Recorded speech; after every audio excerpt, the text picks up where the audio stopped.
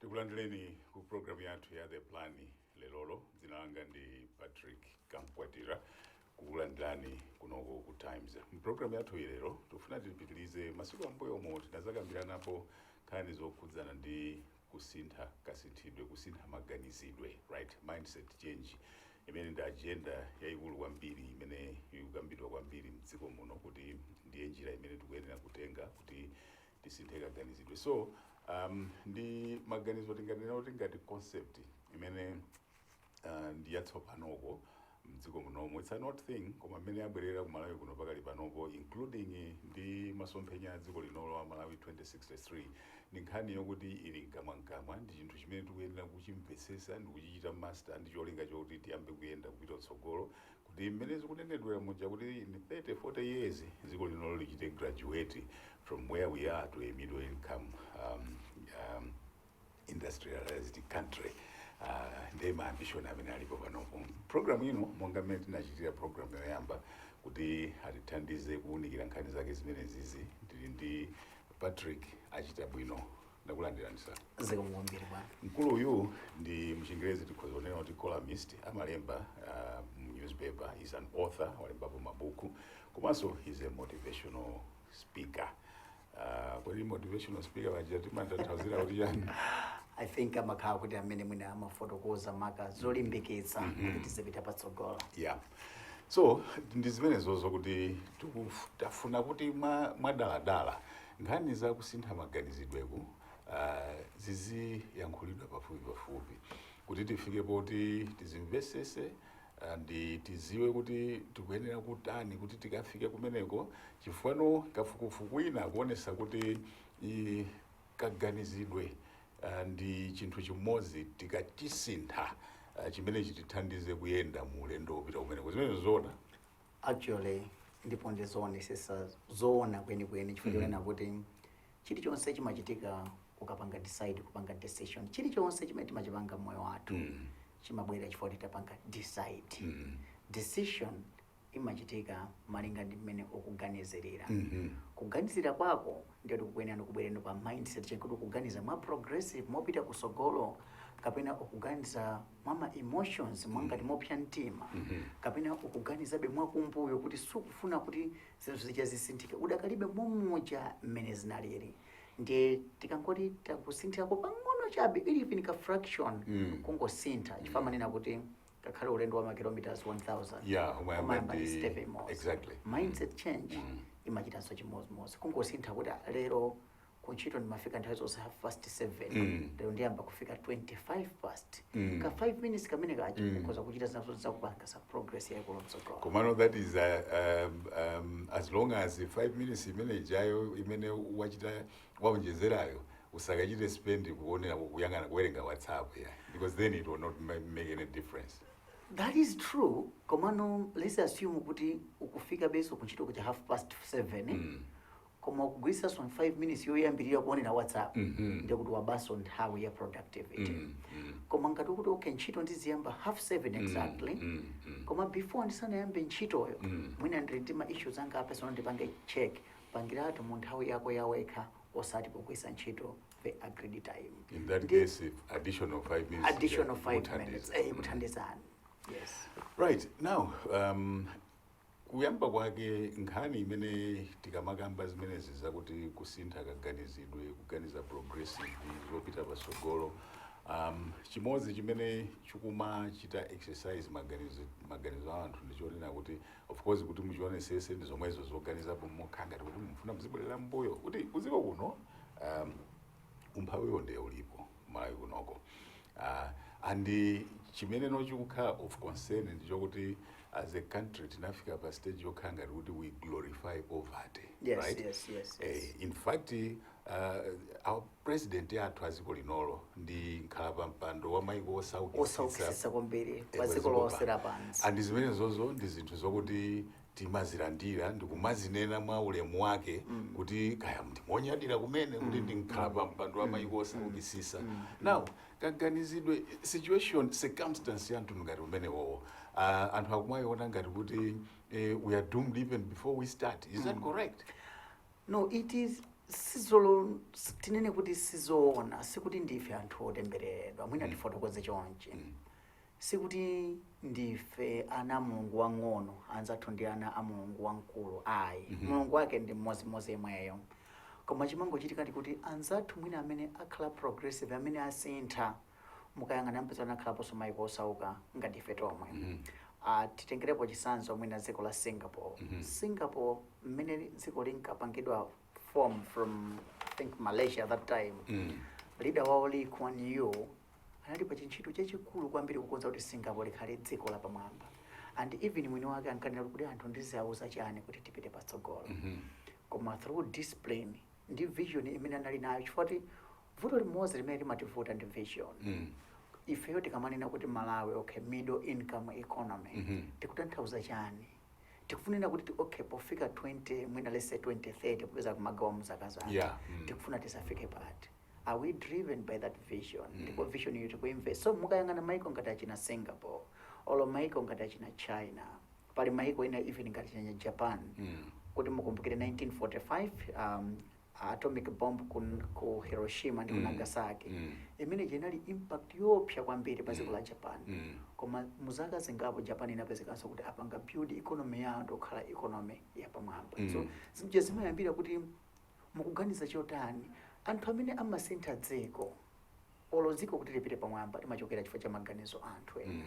Kuti mucheke ngakhale America imene kuti ifike potchuka kuti inafikapo inali through discovery ya oil anapezeka kuti anthu ena achitapo Henry enanso wina ndikuyamba kuti ine ndikuona ngati ndifuna ndizipanga magali moto ine ndikuona ndifuna mpeza kuti anthu angati amene aja ngakhala achina Andrew Carnegie amene ayamba kupanga steel kuti no chifukwa zaka zimene zozo kunali kovuta kumanga bridge mabridge akanaka makhala oduka until someone thought of steel kuti tingayuze steel it was Andrew Carnegie and bridge yoyamba atayimanga yaitali kwambiri anthu ankaona ngati kuti bridge singalimbe kotero kuti anatenga njovu kuti njovu iyendepo anthu azisatira kuti wina bridge igwa because of lack of belief.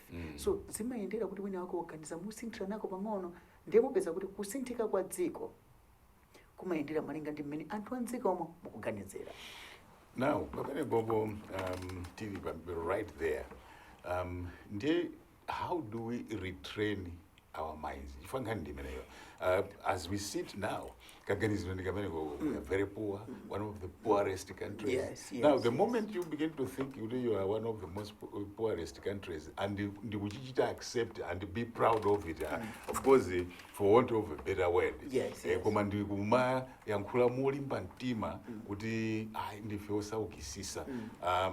Movement forward, we want to can be a challenge, which means definitely there's need to retrain our minds.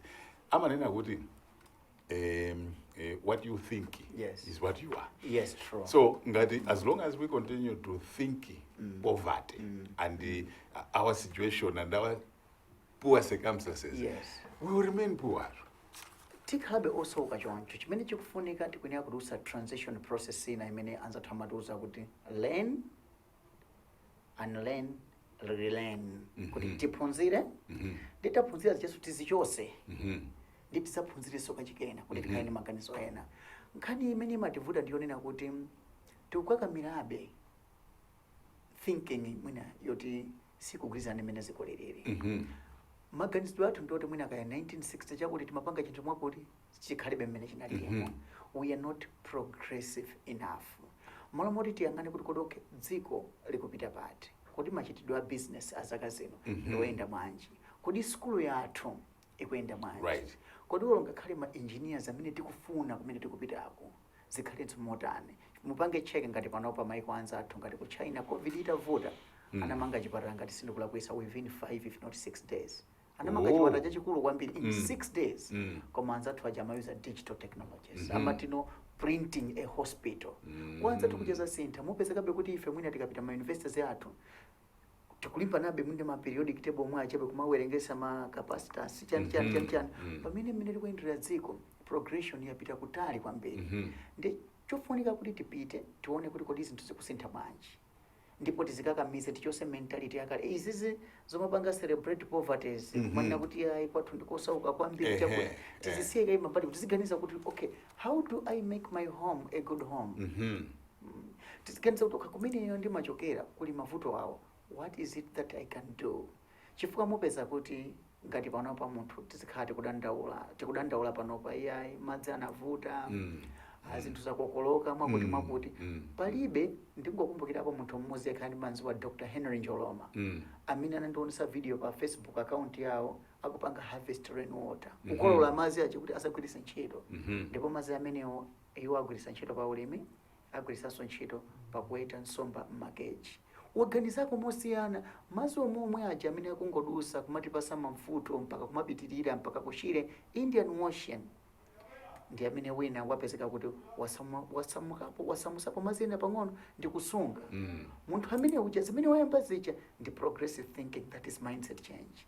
Anthu 10 akatero ndikuti sitimakhalanso kuti tikudikira mvula kuti igwe kuti tizale. Pamene pakufunika kuganiza kumene timaganiza, malire amene timazipasa tiyachose, kuziderera kumene timazipasa tikuchose. Mentality iyi yoti ndife osauka kwambiri isakhazikike kwenikweni mwa ife. Mupeza kuti nchifukwa timadandaula kuti kulibe subsidy. We should be ashamed kuti kuli subsidy. And as a country and as a people, timene tizipanga manyazi kuti ukulandira nawo subsidy. So when you ukulandira subsidy, yes. Life yako si kwenda ukhala subsidy because ndiwe burden kwa anthu ena. Ndiwe burden, so we should not. In fact, even mukamayang'ana mu za Malawi aspirations, element ya zaulere is actually discouraged kuti si when yakukhala. Kwa mubezabe kuti because thinking yathu tikuchokerabe kuti kumakhala subsidy, tisifuna be subsidy, tizivutikabe chaka ndi chakabe mabudget tizikabe ma subsidy. Ngati boma silika subsidy boma limene tengeti wakati boma loipa. Yeah, unfortunately enough, we glorify kwambiri politics yazopasana pasanayi.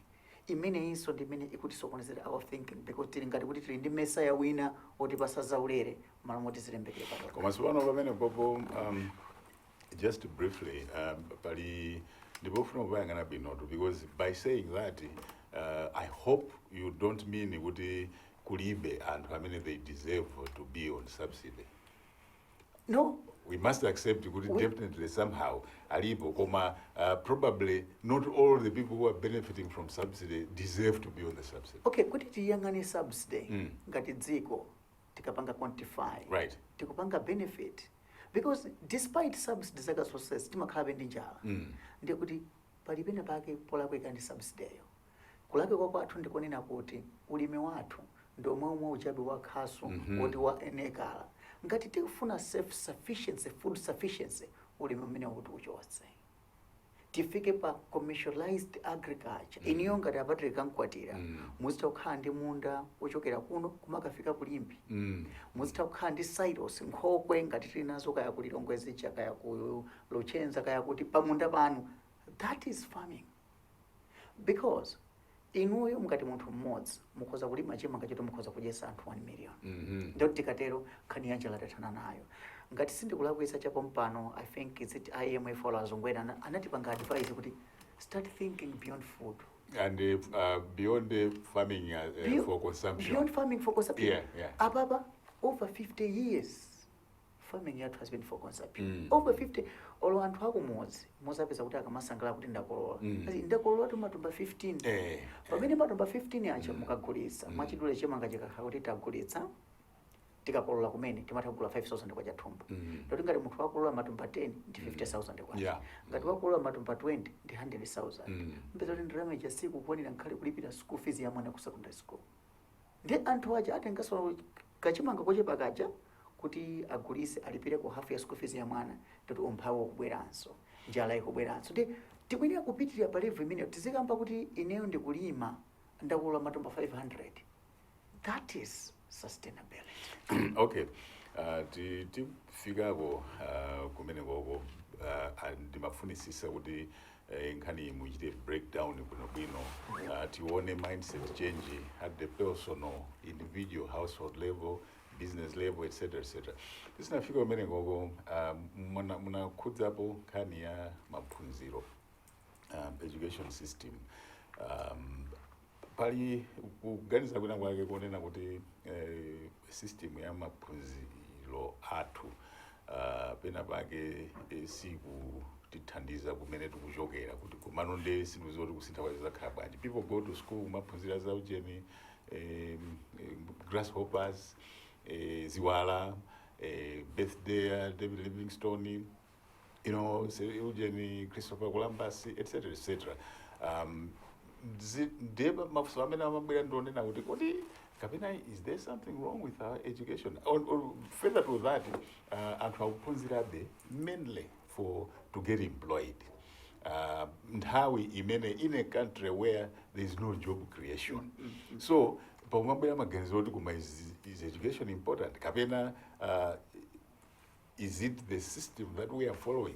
From the mindset point of view, change point of view, maphunziridwe athu atithandiza bwanji and ali ndi mbali yanji yoti achite role yanji in the journey towards the pursuit to mindset change? I will still go back to look on you wakusenga pana nena kuti there is what you can have as an education, and it is also something different to be educated. Zinthu ziwiri zosiyana.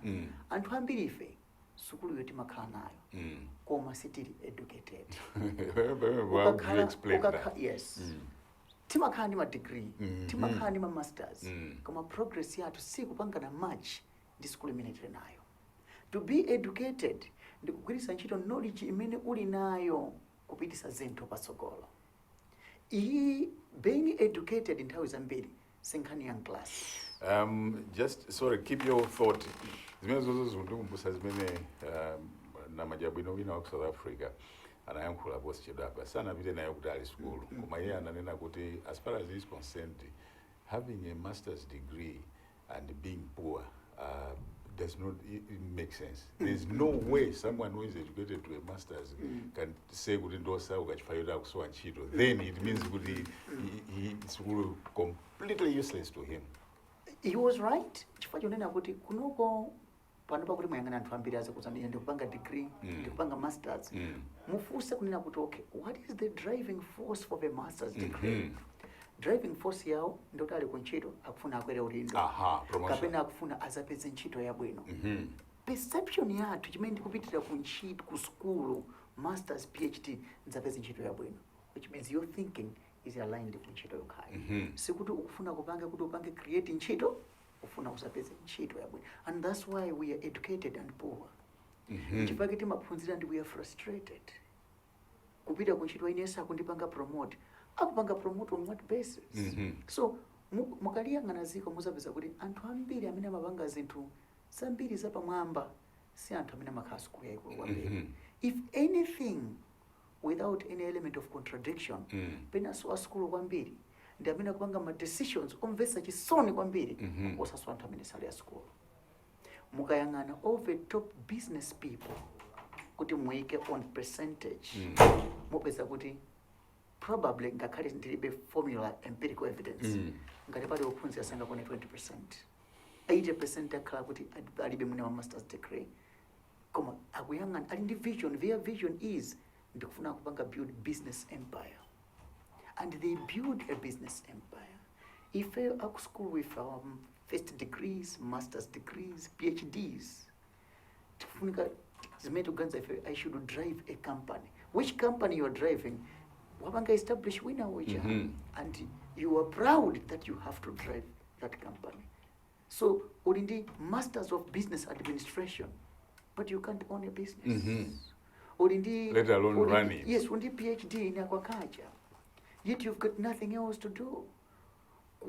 We don't have shortage here, and terminally ma PhDs agriculture siyana. Koma mubeza kuti ngakhale ulimi sokupita umene uli wakhaso. Tili ndi ma courses ambiri anthu ndi ma master's degree a forestry.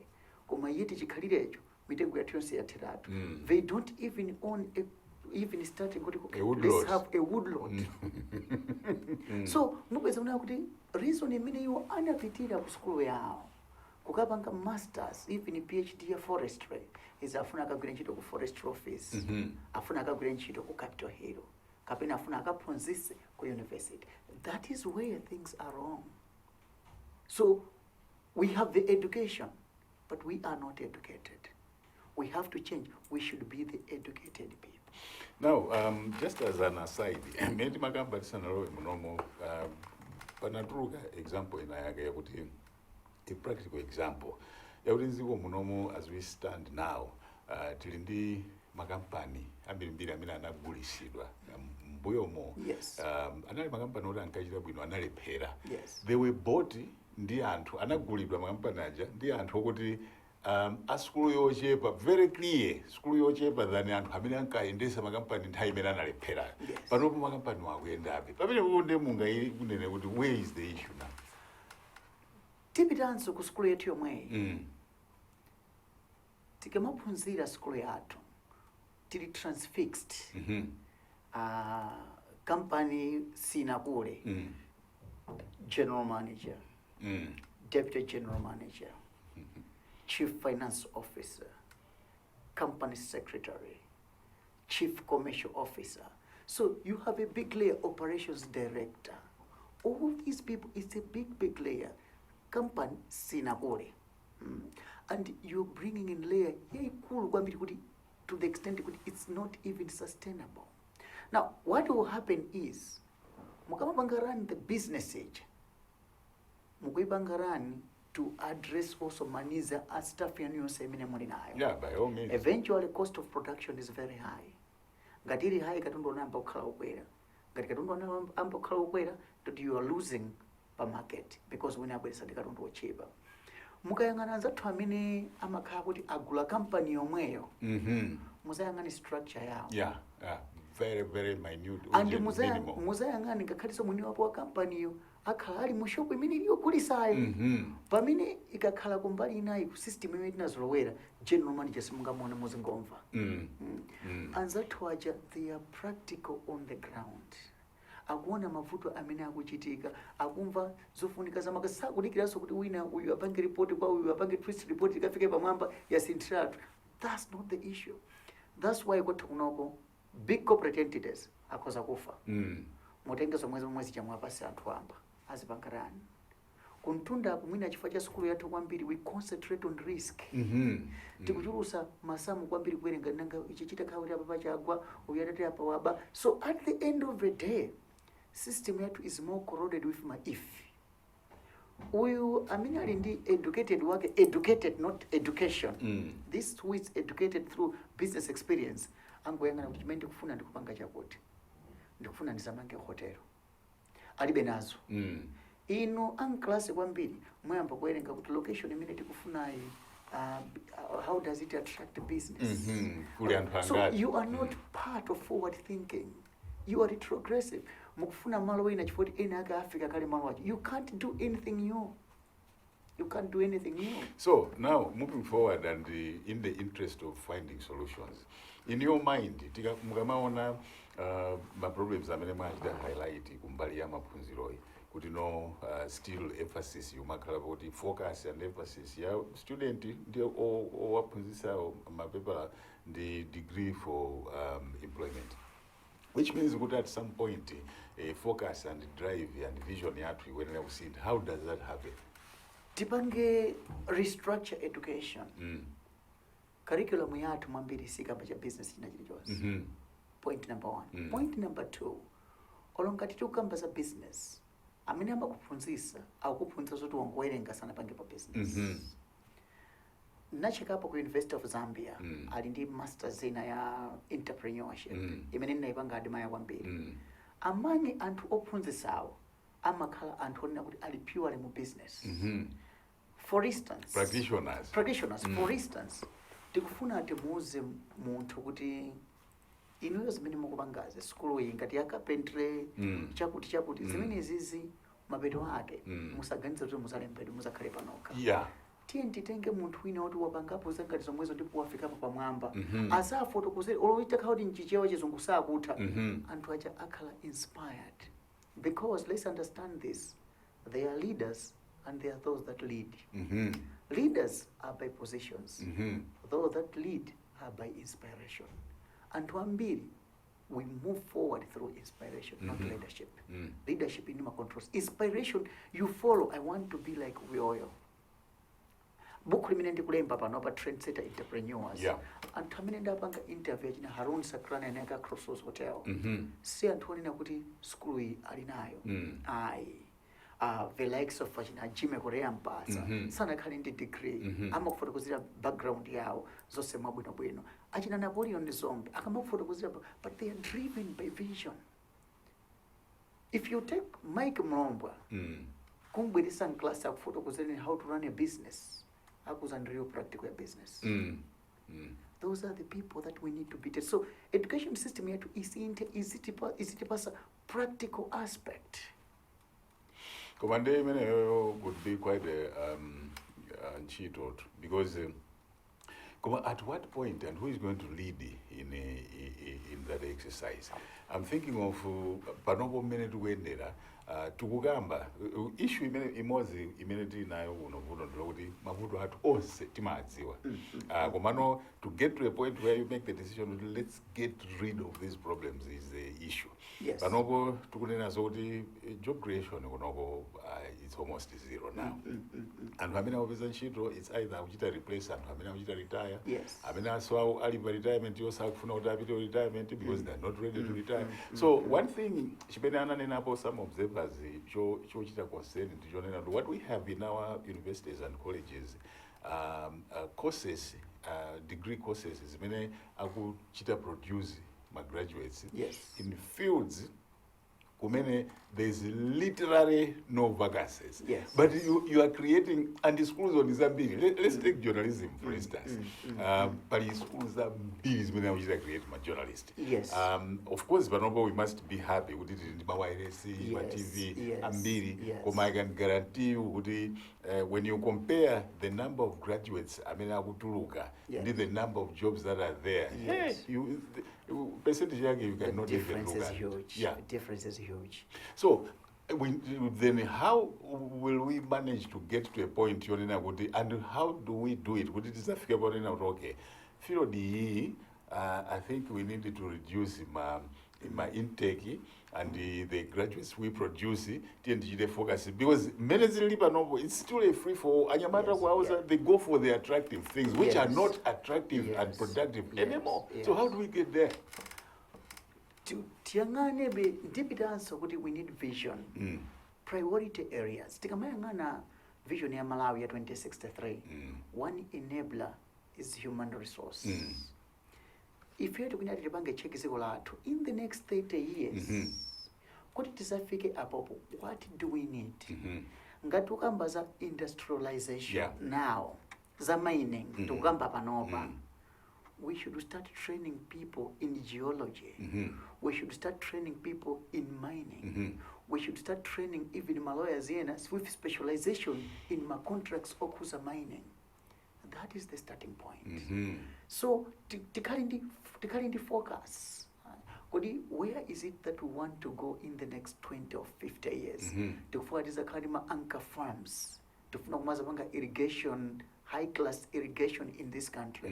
When we start developing one very what we call agricultural engineering or agricultural science. So, even my engineers now we need some specific water engineers because in the next 20 years. We are moving away from the arts to the productive areas. It's not good my arts are not good. The arts are good, but most often the arts doesn't create jobs. The job is created on the other side. It's like okay, if you are a journalist, a minor percentage would recruit another journalist or would even establish a company. So tonse tukapanga journalism ndifundika kalengati ya Patrick Kamkwatira good times. It's not possible. Of course, we know can argue with you. Actually, I've had a guest in this program. My arts and creative employment. So it's a question of perspective, and opinion. So you know the Malawi 2063 document. Yes.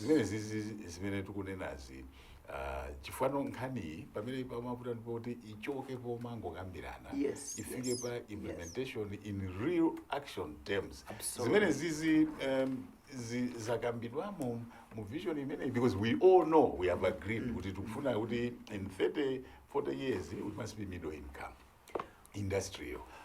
And what you are talking about are clear practical things which need to happen, Yes. for instance, in the education sector, which is very, very important. But I haven't heard a deliberate move. Let's look at our curriculums and redesign them and refocus. You are right. Tikayangana that document, ili ndima pillars atatu, ndima enablers. And it's very clear, very clear. Agricultural productivity. Akuti tizikhala ndi farms, tipite ku irrigation, ti value addition ya zinthu zathu. Yes. Zonsezo zilimo. Tipite ku industrialization. Zonsezo zilimo. Kaya kupanga create ma cities zilimo. Even my enablers, zoti mindset change. Zilimo also. And by mindset change akumanena kuti we need visionary. And I will repeat, visionary leadership which can inspire. Zilimo. Komano ngani ndiyo nina kuti titailemba document age. Titaipanga launch. Antufe. Taipanga own. That's point number one. We haven't owned it. When you say Antufe, you mean who? Any citizen of the country. citizens now. Because one key issue in that document, the patriotism. Yeah. This is my country. Right. Come as Malawians, I would say without any contradiction, patriotism level is too low. It's too low. So there is total chaos. That's the whole reason why umaona ngozi yachitika pansi ukali moto yagunda moto. Instead of rescuing a person, we are busy kutenga ma videos. That's lack of humanity. That's when you're not patriotic enough in your thinking. You actually see kuti apapa mene pakuchitika ichitika ngozi yakuti oh anthu akumenyana, someone else can die, and you are busy taking a video and to send, and you celebrate. You see kuti mafloods and aononga zethu, instead of you kukhala on the forefront kuti okay, no, these are people, our own people, were suffering. Instead of you contributing, you are happy basically even taking the videos ya muntu adakapa mena wake pamwala kuwazunguliridwa and has lost everything, and you're happy to keep on spreading that. That is where our patriotic aspect imativuda. So if you choyamba, as long as we are not patriotic, the Vision 2063 will never work. It will never work, because ikufunika tipange create strong governance institutions. My institutions ngati kwamba na ACB, kaya polisi, kaya jani akali very strong, osati strong wako ozunza oziwa ntchito imene akuchita. We need to have private sector imene amati is dynamic, yoona kuti zinthu zikuyenda bwanji. We need to have public sector yoti when you go there for service, you should be service. I was in Dar es Salaam. System yao yokwezera COVID, very impressive. Very impressive. Kupita kuchipata kupanga rifa zonse bwino kukupasa control number, kupita ku bank kungomaliza kumene system ichi kuti wapangidwa register kulandira SMS pomwepo yochokera kuchipata kucha kukuuza kuti akupanga register. Kukangolipiraso ku bank system so kukuuza so kuti tathokoza mwalipira kuti namba yako yakuti certificate yako so ndikutuluka ndikukutumizira, of course kumala kunosoma kuti, but if you look at that system and ku Dar es Salaam kumene tinapita kuchipata kula said okay atikataye komazi tipite ku toilet, it looked too clean. Toilet yao too clean. Chioni kuti kumanda kuti is this a public toilet? Chifoti anthu ake acha they think about the next person.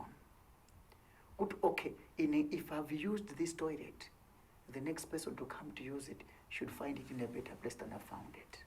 If we want to steal everything, we are even stealing the future of the next generation. As long as there's no patriotism, we better forget the 2063. It has to start with the mind. Tiambe kusinta. Corruption, we hate it. Many timapangira deal because as of now, we have to settle almost 1 trillion kwachas. No, two. 2 trillion kwachas. Nkhani za milandu. Most of these claims were avoidable. And it goes back to how do we discharge our duties? Are we intoxicated with power? You see, when you're patriotic enough, you know this is the procedure that I have to follow. I don't have to use power, I have to use procedure. We are losing a lot of resources. We are paying significant sums in claims. If you are to pay 2 trillion in claims, budget is 1 trillion. What it means is you can only just use the other money in claims and salaries. Off it ends. And we can't progress. So we have to go back to the basics. Let us be the patriotic Malawians that can feed. We can, what it was about years ago, patriotic Malawians, I will think about you as a brother. And I'm the brother's keeper. Ndinkani minute kuifuna kwambiri. Ichi chitikapanda kukonza pa mind yathu, nothing will work for us. Imene ndi program ya the plan kufikani kuchokera kuno ku Times zinanga ndi Patrick Kamkwatira tukambira napo nkhani around the issue of mindset change kusintha kaganizidwe. Now mlendo wanga program hii ndi Patrick Achitabwino. He's a motivational speaker, he's a columnist, he's an author.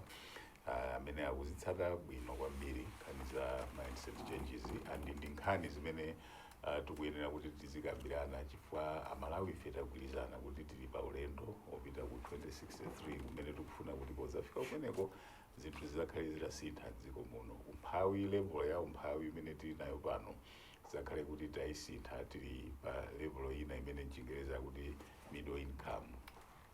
Zimenezo sizichitika ngati mirakuli yayi, ito zitengera kuti ti anthufe tikugwira ntchito mwa mtundu otani. Now ndimafuna kuti going forward mtayichita no breakdown nkhani, let's say mindset change at a personal, individual, household level, because nkhani zimene zimakambidwa zimaoneka ngati kuti tikukamba ngati dziko at national level, at leadership level, koma kuti muione nkhani muitsate nkhani ndiya individual, munthu mmodzi paikha including kubanja kumene ukuchokerako, nyumba mwakomo, kumene koko mukuyamba bwanji. Ndithokoze kwambiri kuti nkhani itiyambire pa individual level. Ngati sukusintha as an individual, palibenso chilichonse chimene chingasintha. Mwachidule, ngati umwene ukapezeka kuntchito 7:30, ukuzuka 7 o'clock, okumakafika kuntchito mochedwa nthawi zonse, by default you are creating culture ya irresponsibility mu family. Because ana aja kuona adade amanyamuka 7:30 koma kuntchito kwa usamagwira ntchito 7:30. Aliyense akuyenera alimbikira kuti ukuyenera uzapanga weka assess pa munthu as an individual, kodi mphamvu za moyo wanga zili pati. How do I use mphamvu za moyo wanga to create wealth or to create well-being? That is what we need. Anthu ambiri timaona ngati kuti moyo wathu tikunena kudalira ntchito yokha, which is a mistake. Ine ndimagwira ntchito ngati woyang'ana za malonda ndi za ubale wa makampani wa kampani athu ndi customers ake. In addition to that, ndimalembanso mabuku because I noted I've got the writing talent. What it means zonena kuti ndikupanga supplement ichi ndi ichi. Ndikuti sikuti moyo uja ungavute kuvuta kweni. Tikuyenera tiyambire at that level, and language yathu pa khomo imakhala yotani. Kodi ndife anthu achaona kuti timakamba za aspirations, za dreams, do we sit down as a family ndikumakamba ndi ana kunena kuti ineyo mwina sindinapita university koma iwe ndiwe uzakhale doctor, mwina iwe lawyer, uzakhale chakuti? Do we give them that inspiration? Kapena nthawi zonse tikakhala pa nyumba ndi madandaulo okhaokha, iye kuntchito wangu tere chakuti. So tikuwapasa anthu aja negative perception and negative mentality. So individually munthu ina aliyense akakhala aziganiza kuti kodi ineyo kuti dziko langa liyende bwino, chimene ngachita chabwino ndi chani. Kodi ukaona kuti pakuchitika nkhani za chinyengo ukuyenera ukhale mbali ya za chinyengoyo kapena uloli upangise kuti za chinyengo zisatheke. That's on the individual point. Because this is the point. Katangale amene amachitika ndi pamene amaononga dziko amapanga ndi anthu mmodzi. If that mmodzi sapanga ndoti katangale ujasatheka. Pompano takambaza maclaims 2 trillion kwacha. Maclaim achatu sakupita akufika 2 trillion chifoti anthu ndi angapo. Koma ndoti claim uyu ndiye mmodzi. Kusonyeza kuti kanakhala kuti kumbuyo zinthu zake zinayenda bwino, so wina wake so mmodzi anaziyendesa bwino, sitikanakhalanso ndi vuto ngati metino. So on the individual level, pa individual pandipene palipofunika kwambiri. Ngati tikudzuka kaya timaona kuti nthawi yake tipanga ulimi, tiaonese ana athu kunena kuti mukamagwira ntchito zinazi mukhalenso ndi munda olomwina tiyeni uku ndifuna ndipange ulimi wa nsomba. Ulimi wa nsomba kuti kakolola ana anga tiyeni mukabwera muone kuti zimakhala chakuti. Tiyeni kuti nyamukete kupita kunsika tukagulisa. We are creating a new future, a new thinking. So individual aliyesa apanga assessing ma competence factors ake. Tikayambirano pamene tikachokera kumwe kuja tikaziziwa bwino wathu zifika no ku corporate level. Pa corporate kuti leadership style ndiyo dani. Is it inspirational? Chifoti kani mafuta leadership ndiyo dani because I'm a leader. Ndikakula mulani yonse mukate kundisusa, simukate kufusa. But we need leadership imene inspirational leadership kuti ndikusadire usati chifukwa choti mwandira mula chabe koma chifukwa choti ndili inspired kapena ndikuona kuti zimene mukuchitazo is being run by a vision and a dream. Munthu wina aliyense works better ngati pali vision. Wina aliyense is inspired by a vision. Mukakuti mukuphonya vision, you've lost the person no matter what you do. Even Malawi as a country tizifuse, what is our vision by the year 2030? Okay, I would ask this question again. Do we have a vision as Malawi? I don't know. Well, that's the 2063 is a vision. The 2063, it's a broader vision. Yes, we have it there. But let us cut it in bits. In 2063, I will not be there in 2063. Komano in 2063, we've been period manager urawandibasa. What is my personal vision within? Ndize mene tikuyati pesa. Chifukwa tikakhala busy ndi kuti kuyang'ana 2063, tonse tinaya kuti kuzakhala kulibe. But what is it that I can do within a period ya moyo wanga imene chakuti wandisungida kuti ndikhale? Because it is that thing which will contribute to the attainment of the middle income. Personal development imanenedwa kuti is one key factor tikamangana nkhani za pursuit of mindset changing and the forward looking. Can you explain kuti relevance and importance yake and the actual meaning ya personal development and ikubwera mobachi? Personal development yekuti ukuzithandiza wekha, ukuzikuza wekha kwambiri through kupeza knowledge ina ya chilendo. Chinthu china chilichonse ukangokhala mmene ulili osaphunzirako ziwiri zitatu kapena kumverako ziwiri zitatu kwa anthu ena ukhalabe mmene unalili. N'chifukwa chake zimafunika kuti nthawi zina mwina tizimverako anthu ena oti apita pamwamba kwambiri kuti lankhula ndi personal development. Amakuuza kuti ineyo mwina ndinayamba business motere apa pa katundu wanga anazapita ndi mazi ndiye ndinaphunzira. Imeneyo ndi personal development. Ngati sitikuphunzira china chilichonse, ngati sitikuonjezera knowledge yathu, tikhalabe pamene tinali 10 years ago or 15 years ago and progress. So personal development chichonena kuti no chikuyenera chikhale ngati chotitenga, it's like a vehicle yoti utakuchokera pano kufika patsogolo. It's just unfortunate kuti ngati kwathu kunako personal development pamene mativutira maka kwa anthu akugwira ntchito. Timadalira kutumizidwa ndi makampani mukapange training yakuti mupite seminar yakuti and the most painful thing sikuti timapita ku seminar kuti zimene takampasi timazigwirisa ntchito mwina timangopita chifukwa kuli allowance imene iyi tukachitira ku nyanja. Right. That's the biggest challenge nayo pamene kuti tizifuse tokha tagwirisa ntchito zimene taphunzira zinji tipeza kuti ayi nchifukwa timafusa kuti anthu tikamapita kunja kuti ma visit and we are back. We visited Dubai Saudi Arabia, maiko osiyana New York, takaona mene development yawo kuti tikabwera timapanga chani. Muzapeza kuti chimene makana chopiso, when I was in New York, Dubai, napita mu Burj Khalifa. That is not what you were there for. You were there to bring the knowledge and to change us. We don't want to hear kuti nakwera Qatar Airlines. That's not necessary. What we want is when you went to Qatar, mutaona mina kumangira ma hotels yao, what suggestions did you make so that we should learn from Qatar and move forward? Now, is the mindset changing short term, medium, or a long term pursuit? Mindset change kutenga zonsezo because palizina zikufunika immediate. Right. Palizina zikufunika ndito medium term. Palizina mindset change ndi chintu choti sungafika kuti tafika pamapeto ake. Because in the next 20 years kuzakhalanso zofunika zina zonena kuti padakali pano pakulibe. Zizafuna beso continuous change. The gradual is a process. Transformation process. Akamkwatira mugizana nane kuti kunali mafuani kati mati ma 3G, kena kukazabwera 4G, tikumva sipona kubwera 5G. Mmene kubwera technology ya 5G ndiye kuti anthu ena aso mwina sitimazafuna kukhani ma screen nyumba because technology is high.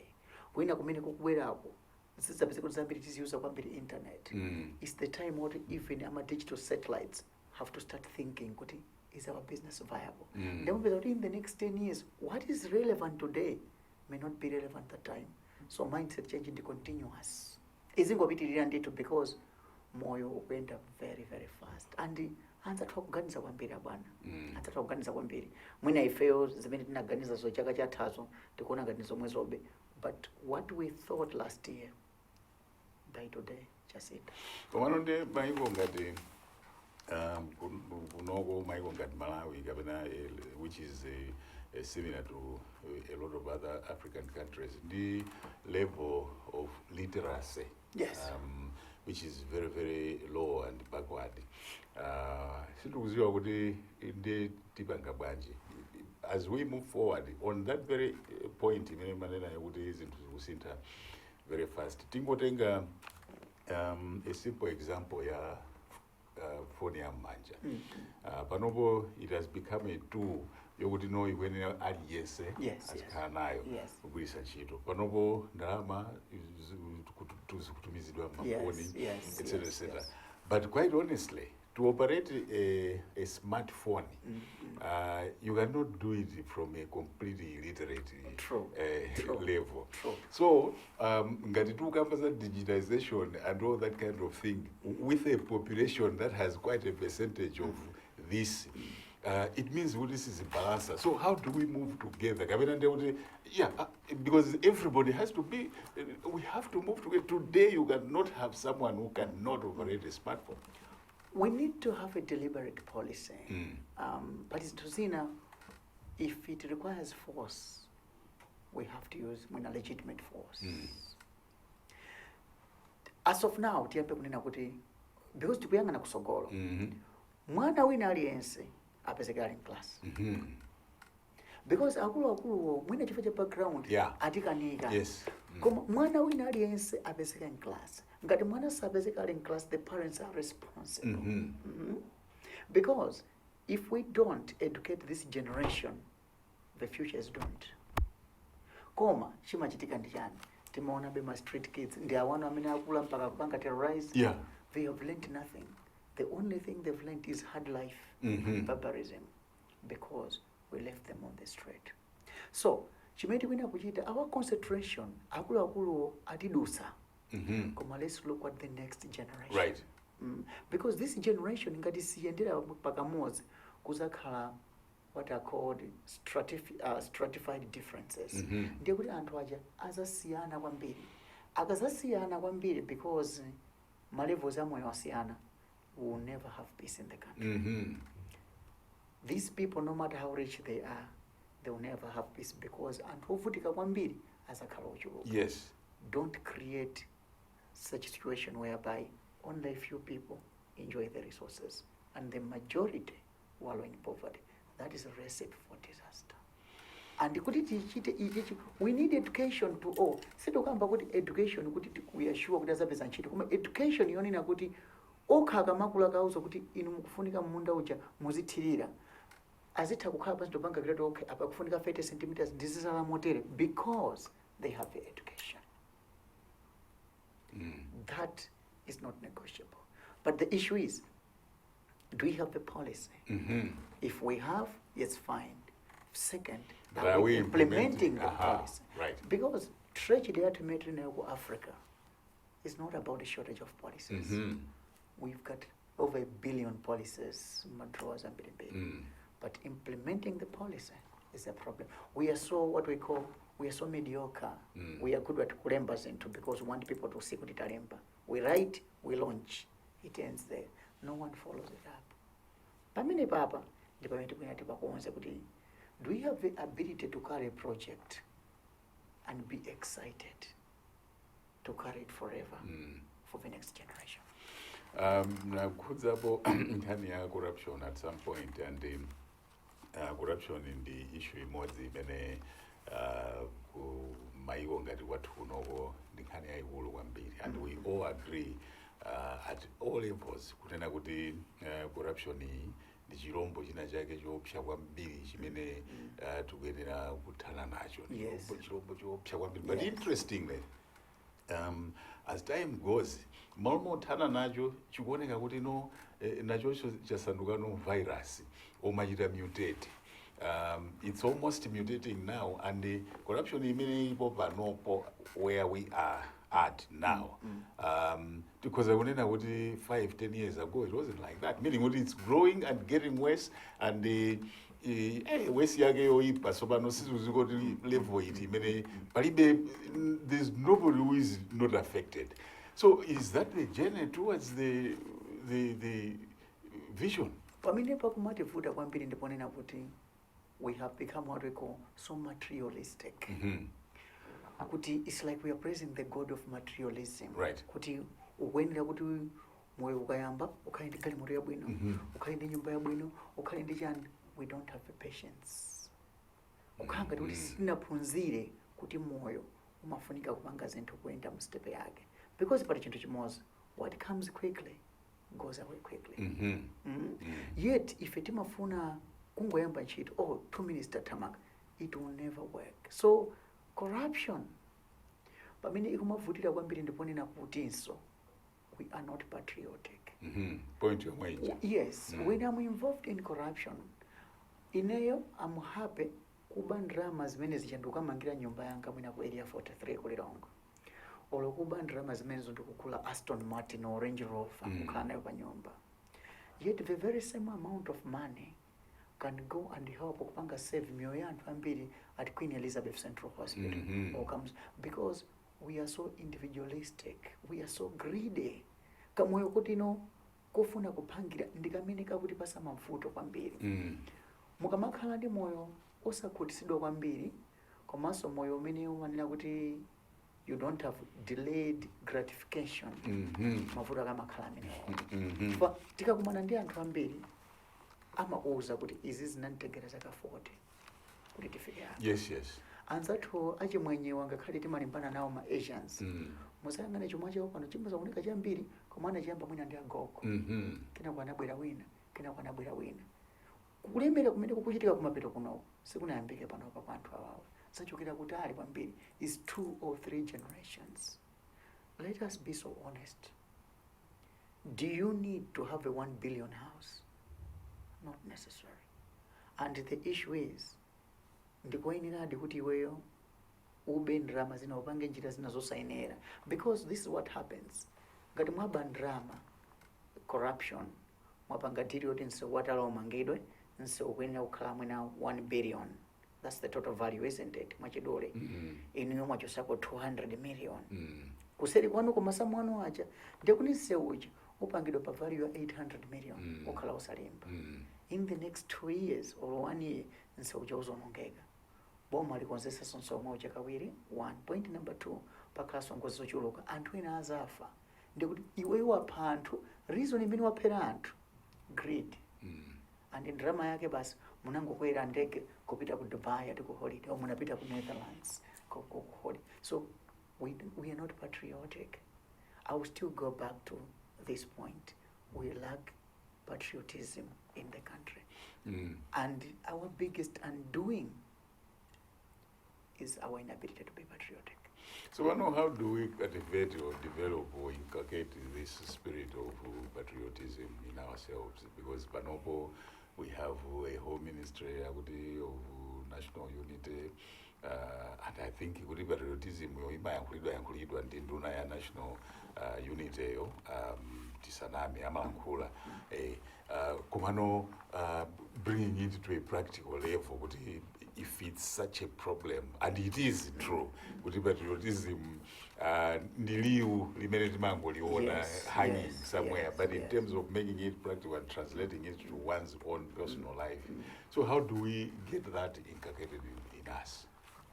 Inculcation yake tikwina ndithu tiyambire mwinabe ku pakhomo kumene tili ana amene tili nawo achibale amene tili nawo kuti kodi munthu tikamuona nzathu tizimuona motani.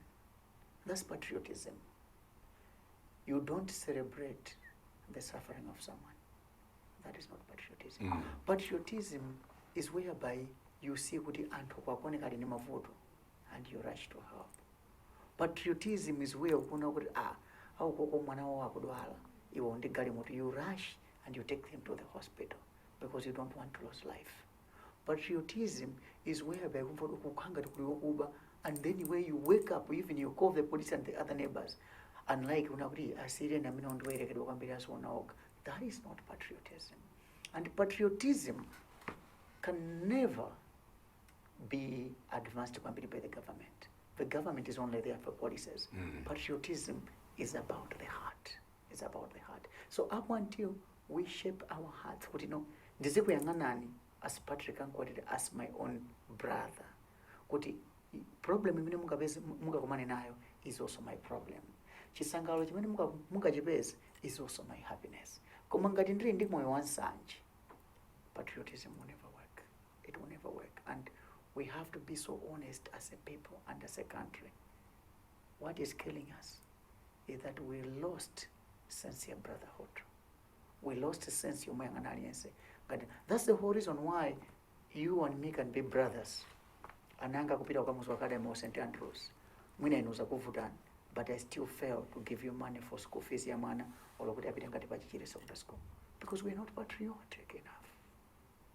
So we've become so individualistic to the extent that I think I deserve everything and you deserve nothing.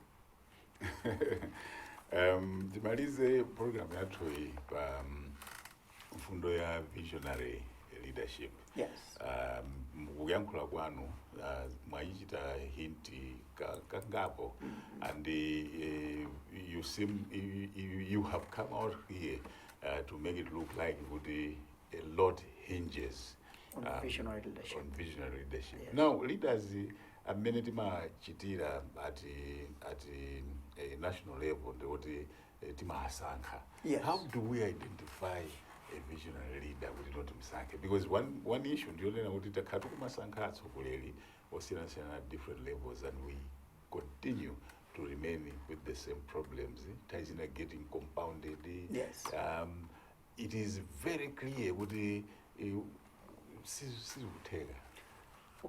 You know, for you to know a leader, amakauti leader uchamwina akupanga china ndi akutionesera.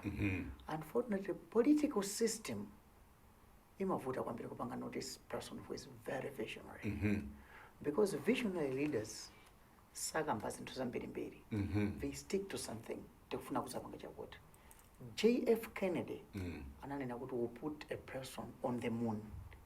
Though anamwalira some years later, Lance Armstrong and as has gone to the moon. That's visionary leadership. So visionary leaders are not populists. Circular popular. If our political system, we follow popularity. We want to mutoti atuuze zambirimbiri ngakhale zimene sizingachitike. And that we follow. Because we are politically intoxicated. Because we think in political messianism. That's our biggest challenge. But we need now to start listening to Anturi kuti they're giving us vision kuti okay tikamachoka pano kuti tikafike paja ndikuganiza kuti tichite ichi masacrifices ake ndi awa mmene ndikuoneni amalawi mwina mbali ya ukuku yonse let's concentrate kulima chakuti abale yanga is disipanga. That is visionary leadership imene ili yovuta kuipeza kwambiri mwanu chifukwa anthu ambiri that are visionary kubwera pa political front simungakonde. They will challenge you. It's like me tirimu pano tinene kuti leader wina abwere anene kuti no substance. Padakali panonso kuchipatala tizilipira. You will not love that leader. Now, are we as a citizen ready for? Can we accept it? You have said it already. We wouldn't love it. For the time being, we are too far from being ready. Up until we are learning. You know, it's a transformation. We are coming from populist leaders. But the future, I can challenge you in the next 10 to 15 years. For you to say, I want to gun for the office of the president, you need to have my credentials or Satya Masewera. And different from what we are looking for now. Nagasi, we have seen it long enough and it hasn't worked. And people actually be saying no, but we are not convinced with you. Yeah. Kukubwera kwanthazi kuzota bwana izizi mwafotokoza koma ichi sichingatheka ichi. Yeah. Peasant zinazokamba all you are out of the equation. Yeah. And I think that's the whole reason. Maybe that's the reason why even the Agenda 2063 there was an element to put it, probably all political parties and ideas should be aligning towards that. Kuti mwina tizitakuamba jodi chikoza kuzatheka. Unlike what we call eloquence, but that doesn't bring anything else. Your last words. Last word. We have the ability to move forward. Ndizoteka kukhani Malawi wabwino kwambiri wapamwamba. Koma, we have to be ready to make the necessary sacrifices to make it great in life. Ngati tikungacommit with the comfort zone immediately nayo, nazo, and being happy with our poverty mentality, then poverty shall remain our name forever. It's up to us. The choice is in us, each one of us individually. But high above all, it's only patriotism that will take us high. And that will be my final word. Togoze kwambiri, Mr. Achitabwino. That's Patrick Achitabwino. He's a motivational speaker and a lot of other things. Timakambira napo nkhani za kusintha kaganizidwe and kufunikira kwa kusintha kaganizidwe pamene tikuyenda kuti dziko lisinthe. Chifukwa silisintha tikumachita zinthu chimodzimodzi. Mayembekeza kuti ukuchita zinthu chimodzimodzi, mayembekeza kuti kubwera result yosiyana. Amati imene ndi misala ndi kumalawi kuno sifi anthu amisala. We need to change and move forward to create a new Malawi. Dzina langa ndi Patrick Kamkwatira. Maloma onse kuno ku Times. Tsiku labwino.